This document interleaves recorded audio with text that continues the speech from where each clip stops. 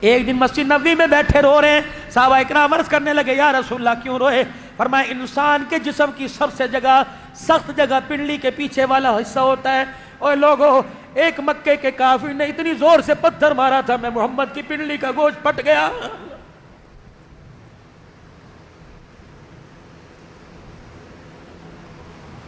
بلال، جی آبنا کے لال، تجھے وہ وقت یاد ہے نا جب اذان ہو گئی، صفیں بند گئی، صحابہ بیٹھے تھے، تو میرے دروازے پر آ کے کہا الصلاۃ۔ میں نے کہا بلال، نماز کا کہنے والے ذرا اندر آ۔ بلال، تو نے آ کے دیکھا میں نے دھوتی تہمت پہن رکھا تھا، میرے پاس کرتا کوئی نہیں تھا، اور بلال تو نے کہا تھا جو نماز پڑھو۔ میں نے کہا بلال، ابو بکر عمر سے کہہ دے پڑھا دے، آج تیرے محمد کے پاس قمیص بنانے کے لیے کرتا ہی کوئی نہیں۔ اس نبی کی امت آج کپڑے روٹی مکان پہ جھگڑے کر رہی ہے، اس نبی کی کلمہ پڑھنے والی، کیا آپ نے اس سیزن کے مجھے جوڑے نہیں بنا کے دیے، مجھے طلاق دیجئے۔ جو ایک جوڑے، ایک لون کے جوڑے پر اپنے شوہر سے ناراض ہو کے چلی جائے، کیا خیال ہے اس کی گود میں عبد القادر جیلانی آ کے دودھ پیے گا، اس کی گود میں رابعہ بصری آئے گی، کتے بلے آئیں گے، کنجر آئیں گے۔ خدا پاک کی قسم ہاتھ جوڑتا ہوں، اپنی ازواجی زندگی کو اچھے سے اچھا بناؤ۔ اگر اولاد کا پھل دیکھنا چاہتے ہو، اولاد کی کمائی کھانا چاہتے ہو، اپنے گھر کے جھگڑوں کو ختم کر دو۔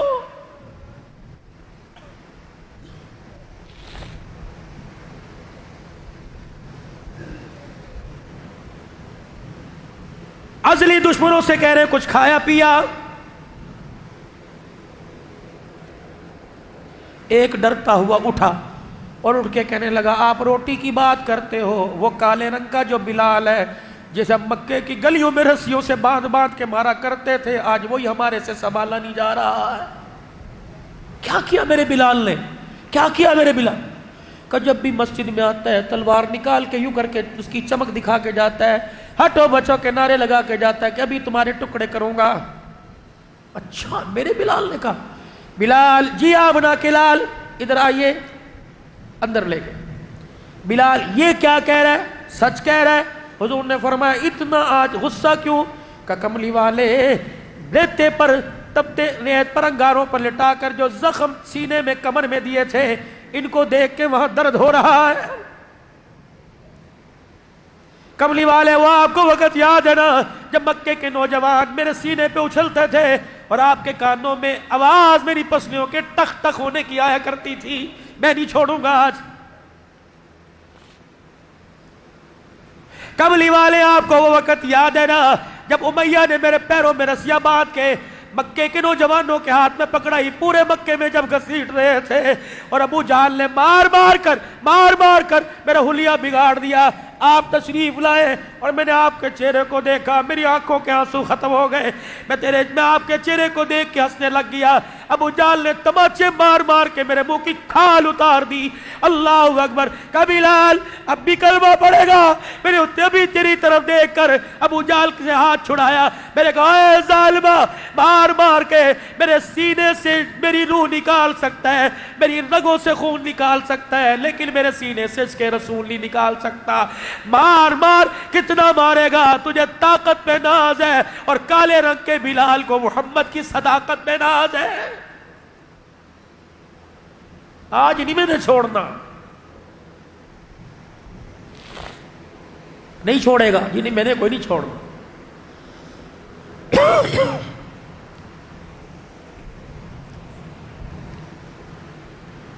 بلال، یہ میرے دو ہاتھ ہیں، فیصلہ کر اٹھنے کی اجازت نہیں۔ کہ جی یا رسول اللہ، کہ بلال یا اللہ کا رسول لے لے یا بدلے لے لے، فیصلہ کر۔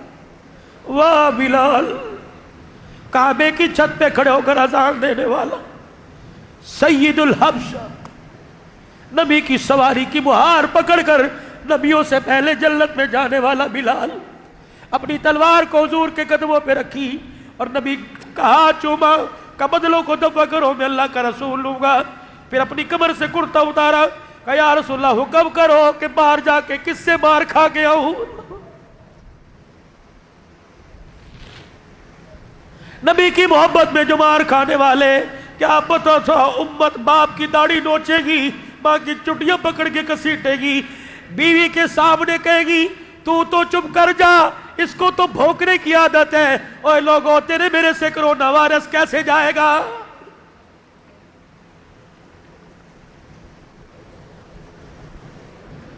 بلال سب کو مسجد میں بلا، زخمی صحابہ مسجد میں آ گئے۔ آپ نے فرمایا لوگوں، میرا دانت کا بار بیٹھا ہے، ان کو روٹی کون کھلائے گا؟ حیران سے سدھ رہ گئے، جنہوں نے مکے سے دھکے دیے ان کو روٹی؟ سلام اس پر کہ جس نے بے کسوں کی دستگیری کی، سلام اس پر کہ جس نے بادشاہی میں فقیری کی، سلام اس پر کہ اسرار محبت جس نے سکھلائے، سلام اس پر کہ جس نے زخم کھا کے پھول برسائے۔ ان کو روٹی کھلاؤ، حساب کتاب بعد میں کریں گے۔ ایک ادھر سے مہاجر اٹھا، ایک سردار کو لے گیا، ایک اٹھا ایک مہمان کو لے کے چلا گیا۔ ادھر ایک میزبان سر جھکا کے بیٹھا ہے، ادھر ایک سردار سر اٹھا کے بیٹھا ہے۔ حضور نے فرمایا او میرے یار، ایک رہ گیا، اسے لے جا۔ زمین پر ہاتھ ٹیک کے کھڑا ہوا۔ حضرت بلال دوڑے دوڑے آئے، کہنے لگے یا رسول اللہ، اب یہ مسجد میں آ کے کہہ رہا تھا بلال 4 دن ہو گئے گھر کے اندر چولہا نہیں جلا۔ آپ نے فرمایا یہ تو مہمان کو بھی لے کے جا رہا ہے۔ بلال دوڑتے پاس گئے اور جا کے کہنے لگے یار تو ابھی کہہ رہا تھا، ہائے میرے عزیزو، حضور کا چہرہ دیکھ کے کہا بلال جو تجھے شکوہ کیا وہ اپنی ذات کے لیے تھا، آج اللہ کے نبی کو انکار کر دوں، حوض کوثر پہ انہوں نے انکار کر دیا تو کہاں جاؤں گا؟ گھر جاؤں گا، اس کو بٹھا کے مارکیٹ میں اپنی زندگی کا سودا کروں گا، چوک میں کھڑا ہو کے کہوں گا مجھے کوئی غلام بنا لے، 2 روٹیاں دے دے، میرا مہمان نہیں آیا، میرے گھر میں محمد کا مہمان آیا ہوا ہے۔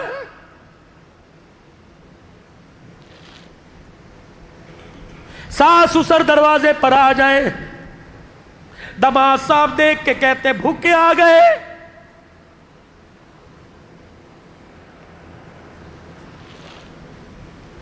فارغ لوگ آ گئے، گھر میں تو انہیں پوچھتا کوئی نہیں، یہاں آ گئے۔ خدا کی قسم اگر انہوں نے تجھے اپنی بیٹی نہ دی ہوتی تھپڑ مار کے تیرا چہرہ بگاڑ دیتے۔ اوے لوگوں، بیٹیوں کے ارمانوں نے بڑے بڑوں کے سر جھکا دیے۔ یہ ہاتھ جوڑتا ہوں خدا کے واسطے، کسی کی دھی گھر میں لانے کے بعد اسے پاؤں کی جتی نہ سمجھنا۔ یقین جانو، ماں باپ کینسر کے مرض کے درد کو برداشت کرتے ہیں، سسرال سے بچی روتی آ جائے ماں باپ سے برداشت نہیں ہوتا ہے۔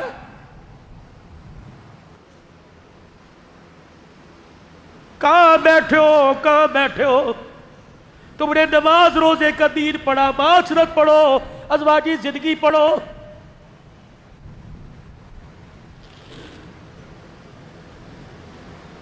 کہنے کی 2 چپاتیاں چھوٹی چھوٹی، ارادہ تو یہ تھا ایک تو کھائے ایک میں کھاؤں، لیکن مقدر میں نہیں، جا نبی کے مہمان کو دیا۔ فضائل اعمال صدقات پڑھتے ہو نا؟ وہ کہنے لگا گبرو جوان ہے اور سردار تکڑا ہے، اس کا 2 چپاتیوں سے پیٹ نہیں بھرے گا۔ اب بیوی کیا کہہ رہی، اس کا حل میرے پاس ہے۔ کہا کیا؟ کہ جب کھانے پہ دسترخوان سجے اور بیٹھو اور وہ تجھے کہ کھانا کھائیے تو آپ کہنا گھر والی ذرا چراغ کی بتی اونچی کر دے، میں اونچی کرنے کے بہانے چراغ بجھا دوں گی، تو روٹی کو ہاتھ لگاتے لگاتے اپنے منہ تک لاتے رہنا، مہمان سمجھے گا کھا رہا ہے، تیرے دسترخوان کا بھرم بچ جائے گا، اس کا پیٹ بھر جائے گا۔ کہ یہ بات تو تیری سچ ہے، لیکن یہ بدلا 2 روٹیوں چپاتی، پتلی پتلی چپاتی سے پیٹ بھرے گا؟ کہنے لگی پیٹ خدا بھرے گا، روٹی سے نہیں بھرتا۔ چگے روٹی کا ہاتھ میں لے کر اپنے شوہر کا ہاتھ پکڑ لیا اور گھر کے بیڑے میں بیٹھ گئی، کہنے لگی الہی عزت تیرے ہاتھ میں ہے، پروردگار عالم اس روٹی کو بڑھانے کی بات نہیں کرتی، اس میں اتنی برکت ڈال دے کہ کھانے والے کا پیٹ بھر جائے اور ہم غریبوں کے دسترخوان کا بھرم بچ جائے۔ جب مہمان کے آگے میزبان نے کھانا رکھا، اس نے کہا تم بھی تو اپنے اللہ کا نام لے کے کھاؤ، کہ بسم اللہ والا برکت اللہ پڑھ کے کھانا کھانے لگا۔ ادھر بیوی کو کہا چراغ جلا اونچا کر دے، اس نے اونچا کرنے کے بجائے چراغ بجھا دیا۔ اللہ اکبر، کھانا اس نے کھلایا، کھانا اس نے کھایا، اس نے صرف کیا، لے کے وہ آئی، تیسرے کو پتہ نہیں تھا، چوتھا کون دیکھ رہا تھا؟ اللہ۔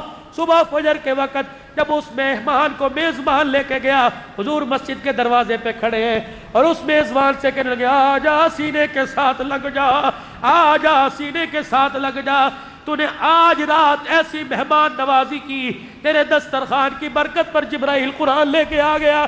وَيُؤْثِرُونَ عَلَىٰ أَنفُسِهِمْ وَلَوْ كَانَ بِهِمْ خَصَاصَةٌ۔ محمد تیرے دیار، تیرے یار، تیرے غلام اتنے مہمان نواز ہیں کہ میں جبرائیل کو قرآن لے کے زمین پر آنا پڑ گیا ہے۔